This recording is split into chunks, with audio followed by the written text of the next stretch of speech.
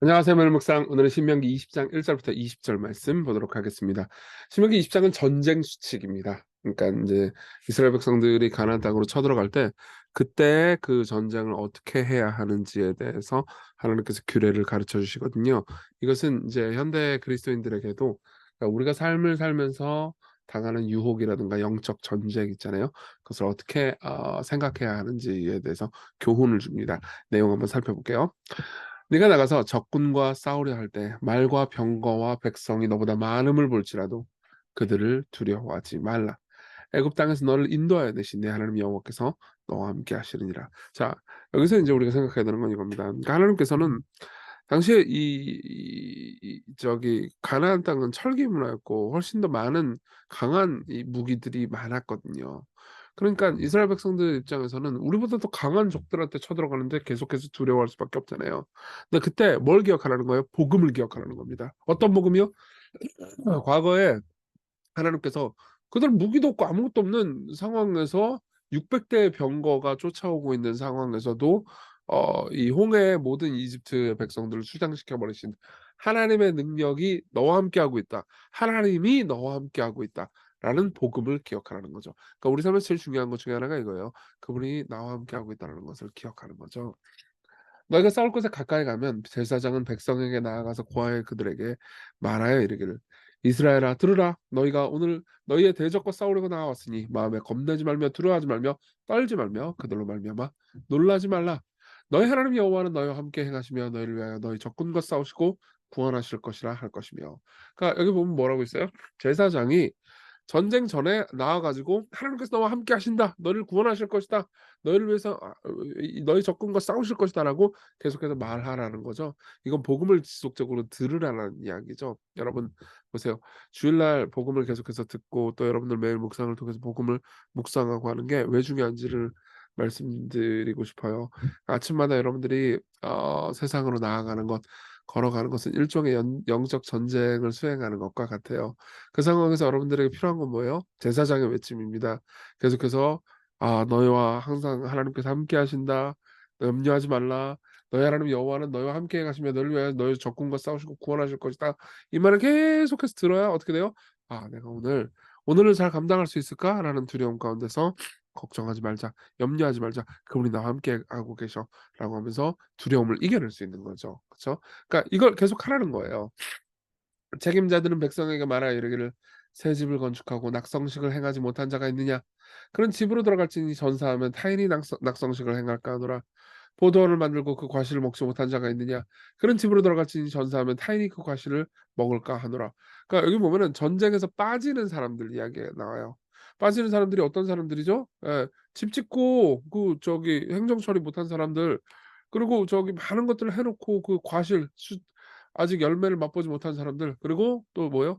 여자와 약혼하고 그와 결혼하지 못한 자가 있느냐? 그런 집으로 돌아갈지니 전사하면 타인이 그를 데려갈까 하노라. 그러니까 이 문제 때문에 두려워하거나 힘든 사람들은 전쟁 참여하지 않아도 된다 이거죠. 그러니까 이건 뭘 강조해요? 자발성을 강조합니다. 예. 그러니까 뭐예요? 억지로 끌려나가지 말라는 거죠, 전쟁에. 그리고 이렇게 돌봄을 받을 만한 사람들, 이 사람들은 사실 다 전쟁에 도움되는 사람들이거든요. 근데 도움되는 사람이라 하더라도 전쟁에 가고 싶지 않고 두렵고, 그리고 혹은 무언가 다른 것들을 마음에 품고 있는 사람들은 괜찮다. 그러니까 이건 뭘 강조하는 거예요? 그러니까 니네 전쟁 안 해도 된다라는 의미가 아니고, 내가 다 싸워서 내가 다 이기겠다. 염려하지 말라. 이 전쟁은 너희들의 힘과 능력에 달려 있는 게 아니다라는 것을 강조하는 거죠. 책임자들은 또 백성에게 말하여 이르기를, 두려워서 마음이 허약한 자가 있느냐? 그런 집으로 들어갈지니 그 형제들도 마음도 그의 마음과 같이 낙심될까 하노라 하고. 전부 다 이건 뭐예요? 두 마음을 품는 걸 의미하는 거죠. 그러니까 두 마음 품지 말고 자발적으로 하라는 거죠. 여러분 성경에 여러 명령들 있잖아요. 그 명령들을 순종하고 수행하고 죄와 더불어 싸우는 것도 우리가, 그러니까 물론 우리의 의지를 세우고 또 우리 자신을 부인해야 될 필요가 있긴 하지만은, 그것도 여러분 하나님께서 억지로 그 모든 것을 하게 하시는 것이 아닙니다. 그러니까 자발적인 마음과 기쁨으로 참여하라는 거죠. 백성에게 이르기를 마친 후에 군대 지휘관들을 세워 무리를 거느리게 할지라. 네가 어떤 성읍으로 나아가서 치료할 때는 그 성읍에 먼저 화평을 선언하라. 그 성읍이 만일 화평하기로 화답하고 너를 향하여 성문을 열거든 그 모든 주민에게 내게 조공을 바치고 너를 섬기게 할 것이고 만일 너와 화평하기를 거부하고 너를 대적하여 싸우려 하거든 너는 그 성읍을 에워쌀 것이며 네 하나님 여호와께서 그 성읍을 내 손에 넘기시거든 너는 칼날로 그 안에 남자를 다쳐 죽이고 너는 오직 여자들과 유아들과 가축들과 성읍 가운데 있는 모든 것을 너를 위하여 탈취물로 삼을 것이며 너는 내 하나님 여호와께서 내게 주신 적군에게서 빼앗은 것을 먹을지니라. 내가 이같이 내게서 멀리 떠난 성읍들 곧 이 민족들에게 속하지 아니한 성읍들에게는 이같이 행해라. 그러니까 이거는 뭐냐면은 가나안 땅에 들어가서 가나안의 악한 일들을 행한 족속들을 심판하러 가는데 그 외의 족속들 있잖아요. 그 외의 족속들은 항복하면은 그냥 관계를 맺고 뭐 누굴 죽이거나 괴롭히지 말아라. 예. 근데 만약 항복하지 않는다. 그러면은 이제 싸우고 합당한 형태의 조공만을 취하고 그리고 그들을 학대하지 말아라라는 메시지를 전하는 거죠. 하지만 가나안 족속들을 향해서 전쟁을 할 때는 그들을 다 죽이라고 하십니다. 왜냐하면요. 이건 가나안 족속들이 행했던 가공할 만한 악에 대한 하나님의 심판이었기 때문이죠. 그래서 16절 오직 네 하나님 여호와께서 내게 기업으로 주시는 이 민족들의 성읍에서는 호흡 있는 자를 하나도 살리지 말지니 곧 헷 족속과 아모리 족속과 가나안 족속과 브리스 족속과 히위 족속과 여부스 족속 그러니까 이 족속들은 다 어떻게 해야 돼요? 진멸해야 돼요. 왜냐하면 이들은 그러니까 단순히 땅 차지하려고 간 게 아니에요. 이스라엘 백성들은 이 악한 족속들의 오랫동안 수백 년 동안 해왔던 악한 일들에 대해서 심판하고 정화하기 위해서 그 전쟁에 들어갔거든요. 그러니까 내 하나님 여호와께서 내게 명령하신 대로 하라 이렇게 말합니다. 이런 그들이 그 신들에게 행하는 모든 가증한 일을 너에게 가르쳐 본받게 하여 너희가 너희 하나님 여호와께 범죄하게 할까 함이라. 그러니까 이들은 계속해서 두 마음을 품게 할 겁니다. 그러니까 다른 죄를 짓도록 하고 악을 행하는 이 우상을 섬기도록 하면서 이스라엘 백성들을 유혹할 거예요. 그러니까 사실 이들도요. 사실 자신의 죄를 나중에 이제 보면 알겠지만 자복하고 회개해서 살려 달라고 하는 건 다 살려 줬어요. 그 여러 족속들이 남긴 했습니다. 하지만 그러니까 이 문제에 있어서 철저함을 기하라는 거죠. "절대 죄와 타협해서는 안 된다."라는 메시지를 전하는 겁니다. 그러면서 "너희가 어떤 성읍을 오랫동안 에워싸고 성읍을 쳐서 점령할 때도 도끼를 둘러 그곳의 나무를 찍어내지 말아라. 이는 너희가 먹을 것이 될 것이니 찍지 말라.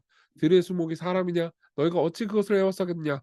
다만 과목이 하는 수목은 찍어내어 너희가 싸우는 그 성읍을 치는 기구를 만들어 그 성읍을 함락시킬 때까지 쓸지니라."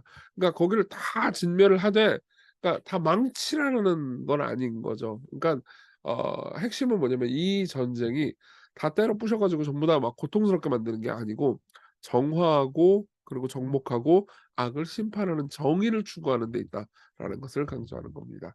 자 여기까지 내용 살펴봤잖아요. 우리 적용해 봅시다. 첫 번째 세상에서 영적 전쟁에서 승리해야 하는 것을 어떻게 생각해야 되느냐.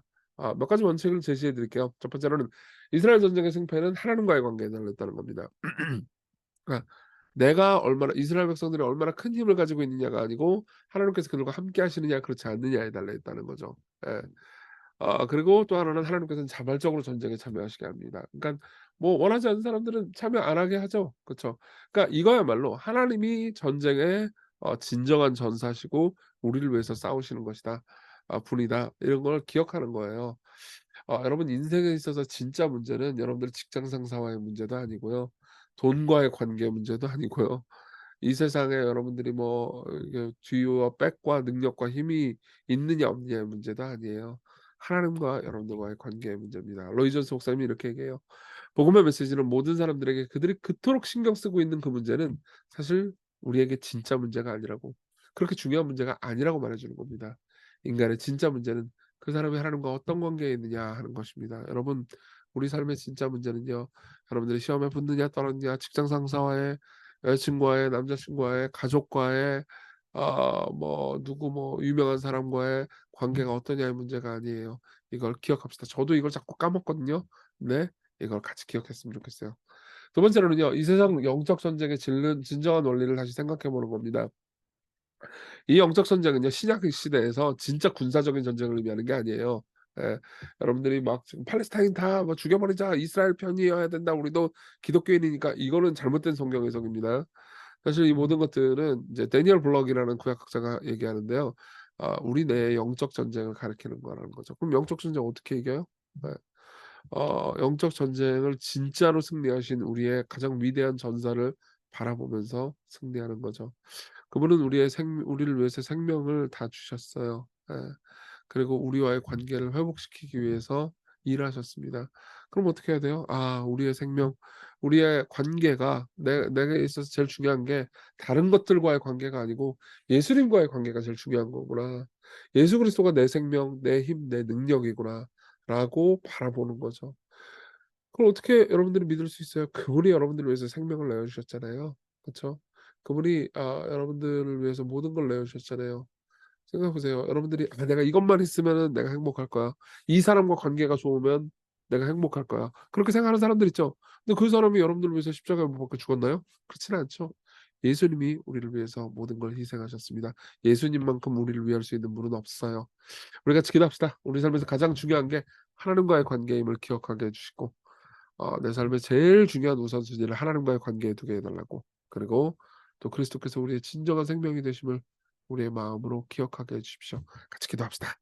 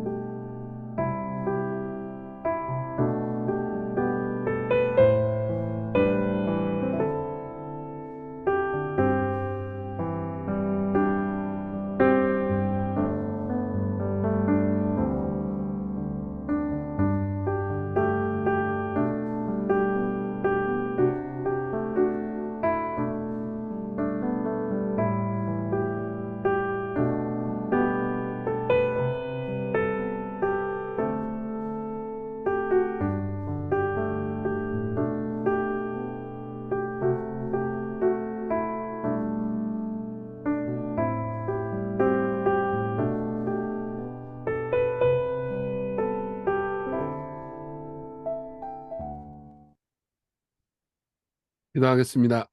은혜로우신 주님, 당신과의 관계가 우리 삶에서 제일 중요한 거라는 것을 기억하게 해 주세요.